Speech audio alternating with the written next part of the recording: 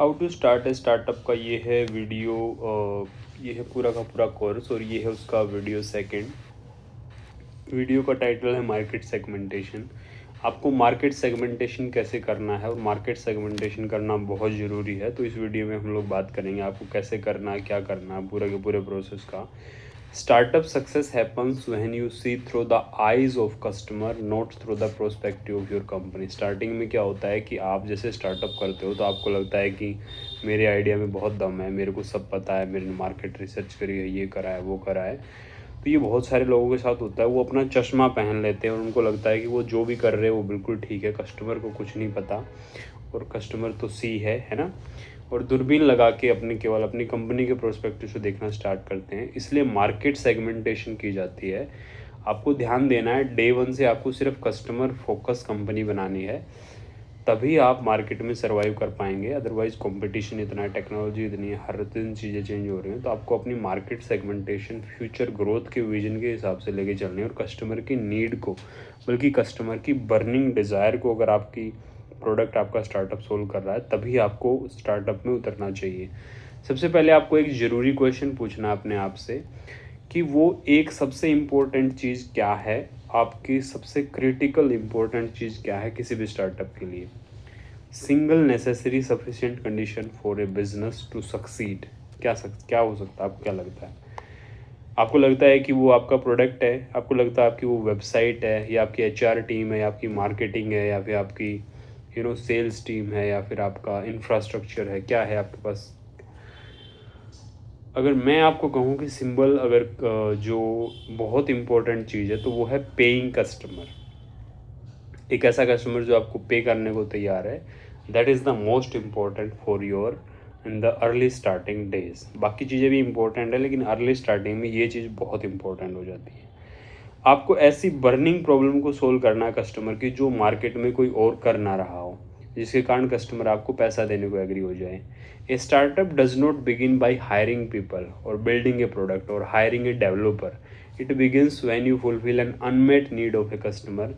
एक स्टार्टअप तब आपका सफल बनेगा जब आप अनमेट नीड या उसकी बर्निंग ज्वलंत डिज़ायर को आप पूरा करते हो या उसकी नीड को पूरा करते हो। तो आपने वेबसाइट बना ली, मोबाइल लॉन्च कर दिया, आपने एचआर टीम हायर कर ली, उससे आपके स्टार्टअप पे कुछ नहीं बनेगा। तो इसके लिए आपको मार्केट का सेगमेंटेशन करना है और मार्केट सेगमेंटेशन करके आपको उसकी अनमेट नीड को आपको समझना है, तभी जाके आपका स्टार्टअप थोड़ा बहुत सक्सेसफुल हो पाएगा।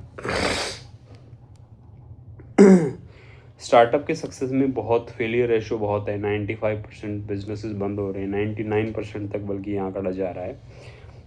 तो ये आपको चीज़ें ध्यान में रखनी है।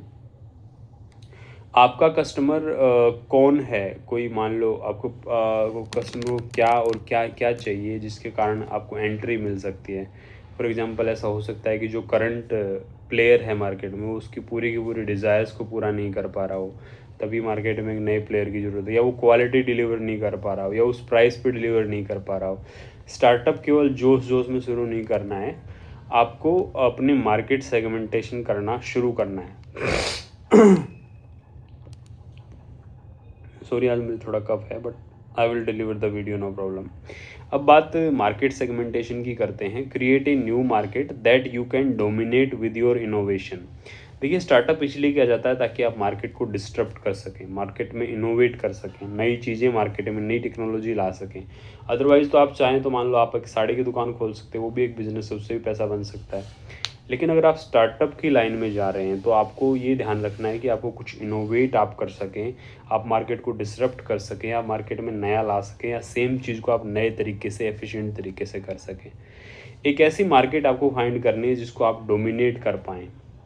सबसे पहले आपको एक नई मार्केट फाइंड करनी है। नई मार्केट का मतलब जंगल में नहीं कह रहा, जो ऑलरेडी मार्केट है उसमें आपको सेगमेंटेशन करके मार्केट करनी है। और डोमिनेट करने का मतलब मैं आपको ये नहीं कह रहा कि आपको 100 की 100% मार्केट ले जानी है, ये आपको बहुत ही रेयर केसेस में होता है। बट कोई स्पेसिफिक इनोवेशन आपने क्रिएट कर दी तो ये हो जाता है। अदरवाइज़ मैं आपको ये बोल रहा हूँ कि बहुत बड़ी मार्केट ढूंढनी है आपको, मैं ये भी नहीं कह रहा हूँ। आप छोटी सी मार्केट से भी काम चला सकते हैं, यूनिक मार्केट से भी काम चला सकते हैं। अब मैं आपको बचाऊंगा बड़े फेलियर से, कई बार आप क्या गलती करते हो कि पहले जो आपके 100 कस्टमर्स हैं, मान लो आप एक D2C ब्रांड चला रहे हो, तो पहले जो आपके 100 कस्टमर्स हैं वो आपकी आंखों के आगे एक पर्दा डाल देते हैं। उससे जो आपको सिग्नल मिलते हैं उसी को आप ट्रेंड समझ लेते हो और उसी के अकॉर्डिंग आप अपने इनोवेशन, प्रोडक्ट डेवलपमेंट और सारी चीज़ों को, बजट को एलोकेट कर देते हो। उससे आपको बहुत बड़ी दिक्कत होने वाली है।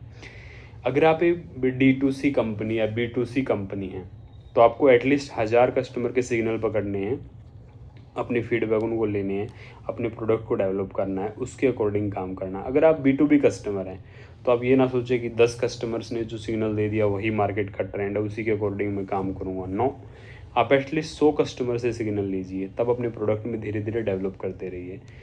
अब बात करते हैं मार्केट सेगमेंटेशन का दूसरा पिटफॉल, फेलियर पॉइंट, जो आप हो सकता है, जो आपको फेलियर कर सकता है, ध्यान देने वाला है। उसमें भी 2 पॉइंट मैं आपको दे रहा हूँ। उसमें फर्स्ट पॉइंट है सेलिंग टू एवरीवन और सेकंड है China syndrome. Selling to everyone का मतलब है आप ऐसा नहीं है कि मान लो हर आदमी आपने हर आदमी को माल बेचना शुरू कर दिया, जो आया आपने उसको बेचना स्टार्ट कर दिया। एंटरप्रेन्योर्स ये बड़ी गलती करते हैं, वो बोलते हैं कि सारी मार्केट मेरी मार्केट है, सारे कस्टमर मेरे कस्टमर हैं। एग्जाम्पल के लिए मान लो आपने स्टार्टअप की बजाय कोई केमिस्ट शॉप ओपन कर दी किसी भी मोहल्ले में, तो वहाँ पे आप सोचते हो कि जितने भी लोग यहाँ पे रहने वाले हैं लोकल में, आसपास में, सभी मेरे कस्टमर हैं, सभी कभी ना कभी तो बीमार पड़ेंगे। तो ऐसा नहीं है, सब लोग आपकी दवाइयाँ लें। कुछ होम्योपैथी वाले हो सकते हैं, कुछ आयुर्वेदिक वाले हो सकते हैं, कुछ हो सकता है अपना ही घर से इलाज करें, या सब लोग बीमार भी ना पड़े, ऐसा भी ज़रूरी नहीं है। तो ये भी आपको चीज़ ध्यान में रखनी है। आपको इसको पिटफॉल से बाहर केवल एक ही चीज़ ला सकती है, वो आपकी टारगेट मार्केट की सेगमेंटेशन, जो कि इस वीडियो का टॉपिक भी है। पूरा यही रहने वाला है इस वीडियो का टॉपिक, पूरा डिटेल में आपको समझाने वाला हूँ। तो उसको आपको अच्छे से सेगमेंट करना है। दूसरी चीज़ है चाइना सिंड्रोम, जो दूसरा पिटफॉल है। ये मान लो एक एक्सेल फॉर्मूला, जैसे एक्सेल बड़ी अच्छी चीज़ है ना, माइक्रोसॉफ्ट ने दे रखी है। आप एक्सेल पे जाओ, 100 × 100 करो, 10,000 बन जाता है। 10,000 × 10,000 करो तो एक के पीछे 8 जीरो लग के आ जाएंगे। अब ये नंबर देखने में बहुत बड़ा लगता है, एक्सेल पे चीज़ें बहुत अच्छी लगती हैं। रियल लाइफ में जब आप उनको एग्जीक्यूट करने जाओगे तो थोड़ा सा वो आपको परेशान कर सकती है। रिजल्ट आपके डिज़ायर्ड के अकॉर्डिंग हो सकता है ना भी आए। इसको चाइना सिंड्रोम बोलते हैं। तो वो बड़ा नंबर लगता है, मज़ा आता है, वाह यार मेरा तो 10,000 करोड़ का धंधा हो गया, देखो मेरे को तो इतना माल बेचना है इतने लोगों को। तो ये एक्सेल सीट पे देखना बढ़िया लगता है। इसलिए मार्केट सेगमेंटेशन करना आपको बहुत ज़रूरी है। एग्जाम्पल के लिए पतंजलि का मान लो उदाहरण लेते हैं। जब पतंजलि आचार्य बालकृष्ण ने मीडिया में आके बोला है कि पहले उनकी 1100 प्रोडक्ट की रेंज थी, लेकिन अब उन्होंने कम करके 800 प्रोडक्ट ही रखे हैं, 300 प्रोडक्ट को उन्होंने कट डाउन कर दिया है। तो उन्होंने क्यों किया?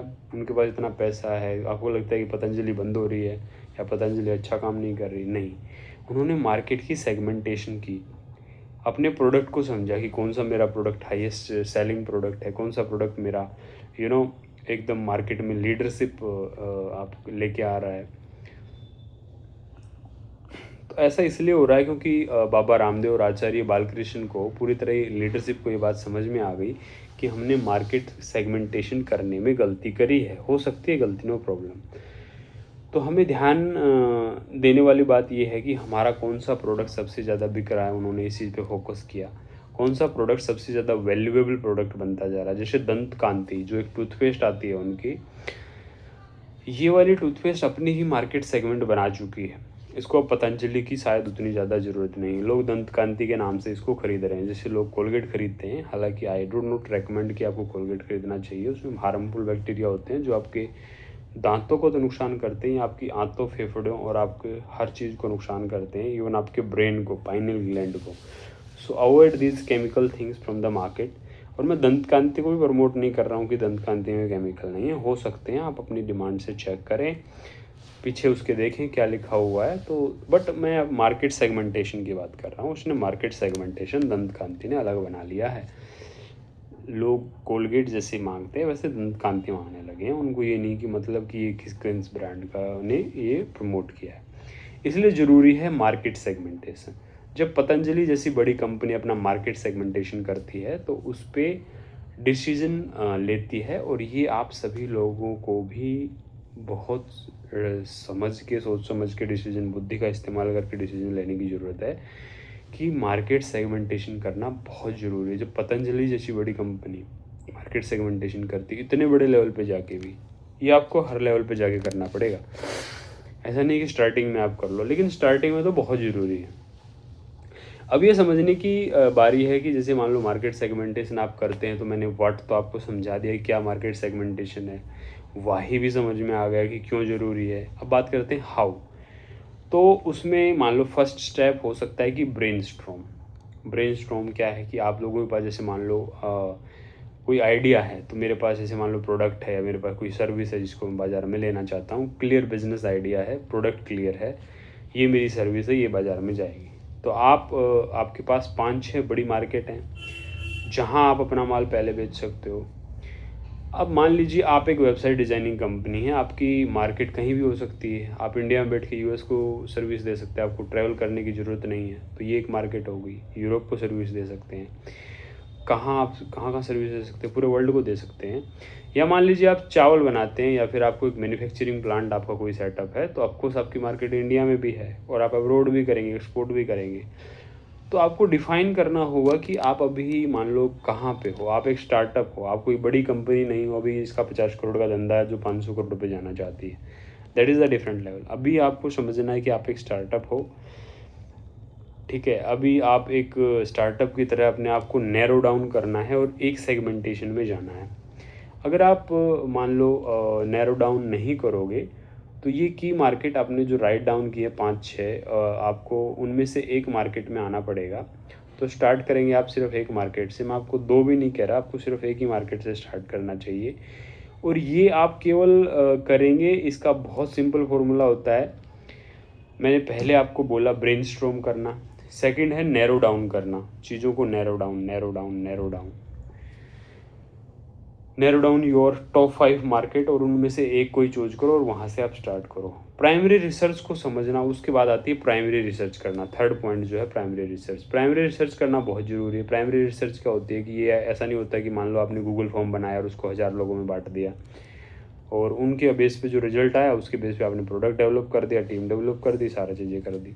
This is not a primary research. Primary research का मतलब होता है फिजिकली या डिजिटली आप अपने कस्टमर से फेस टू फेस मिलें। आप गूगल मीट पे मिल रहे हैं, आप उससे ऑनलाइन जाके मिल रहे हैं, आप उससे मिलेंगे तो वो आपको कस्टमर बताएगा कि मेरे को ये चाहिए, वो चाहिए, ऐसा होना चाहिए, ऐसा होना चाहिए, ऐसी पेमेंट टर्म होनी चाहिए, क्वालिटी ये होनी चाहिए। तब आपको जाके समझ में आएगा कि ये प्राइमरी रिसर्च कहते हैं, इसको प्राइमरी रिसर्च कहते हैं, इसको कहते हैं प्राइमरी रिसर्च में। और इस कोर्स में आने वाली वीडियोस में आपको और भी समझाऊंगा कि कैसे आप डीप डाइव कर सकते हैं। बट आपको बेनिफिट के लिए अभी बता देता हूँ, स्टार्टअप शुरू करने से पहले 4-6 हफ्ते सिर्फ पहले प्राइमरी रिसर्च ही करो, अपने कस्टमर को अच्छे से समझो। अब मैं आपको देने वाला हूँ 7 वो स्टेप जिससे आप मार्केट सेगमेंटेशन कर पाएंगे। 7 सवाल हैं एक्चुअली जो आप अपने आप से पूछेंगे और राइट डाउन करेंगे, तब आपकी मार्केट सेगमेंटेशन के उत्तर आने स्टार्ट हो जाएंगे। और इनका जवाब आपको अपनी डायरी में लिखना है, बिकॉज जवाब मिलना बहुत ज़रूरी है। फर्स्ट क्वेश्चन है, is the customer well funded? क्या आपका कस्टमर, आपका जो प्रोस्पेक्टिव कस्टमर है वो वेल फंडेड है, उसके पास पैसा है? फॉर एग्जांपल आप 5 करोड़ का फ्लैट बेच रहे हैं और आपके पास कोई कॉल आती है या फिर आपके पास कोई लीड आती है जो मान लो महीने का 2 लाख रुपए कमाता है, क्या वो 5 करोड़ की प्रॉपर्टी ले पाएगा? मोस्ट प्रोबेबली नहीं ले पाएगा अगर उसका बैकएंड से सपोर्ट नहीं है। बट फिर भी आप एक चीज़ समझिए कि 5 करोड़ की प्रॉपर्टी लेने वाला आदमी मरे से मरा नहीं तो 25-30 करोड़ की नेटवर्थ तो उसकी होगी। तो ये आपको देखना है, क्योंकि प्रॉपर्टी में आदमी कितना इन्वेस्ट करेगा, 20% ही तो करेगा max to max. Second question आपसे पूछना है कि is the target customer readily accessible to your sales team, और for example your tele marketing team और योर डिजिटल मार्केटिंग टीम। जो आपका टारगेट कस्टमर है, क्या वो ईजिली एक्सेसिबल है?